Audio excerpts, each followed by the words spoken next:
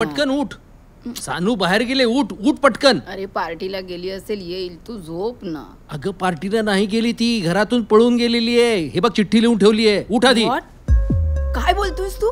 हो अगं अगं तिचा कोणी बॉयफ्रेंड वगैरे माहितीये का तुला? अरे मला काही नाही माहित यार. अगं तू आई आहेस ना तिची, तुला कसं माहिती नाही? आता यात माझी काय चूक आहे? बरं तिची जवळची मैत्रीण, मित्र, बॉयफ्रेंड, गर्लफ्रेंड कोणीतरी. वेट माझ्याकडे अक्षराचा नंबर आहे, थांब. आंटी मला खरंच माहित नाही सानिकाच्या पळून जाण्याबद्दल. अगं पण ती कुठल्या मुलाबद्दल तुला काहीतरी बोलली असेल ना. हे बघ तू खरं काय ते सांग, नाहीतर आम्ही पोलिसात कंप्लेंट करणार आहोत. आंटी प्लीज पोलीस कंप्लेंट करू नका. ती कदाचित जेडीला भेटायला गेली असेल. There you go.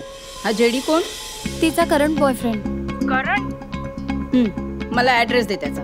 Aunty actually I don't have his address, पण तो गोव्याला राहतो एवढं माहितीये. गोवा? माझ्या माहितीप्रमाणे Sanu had never been to Goa. मग हा भेटला कधी तिला? अहो आंटी गोव्याला जायला कशाला पाहिजे? FB वर त्यांचं लव्ह झालं एवढं मला माहितीये. व्हॉट? FB वर जुळलं जेडीचं आणि हिचं? सानू FB वर प्रेम करून पळाली. ती कदाचित त्याच्याकडेच गेली असेल गोव्याला. Okay thank you. आणि राहतो कुठे हा? Goa. Current boyfriend JD. Goa.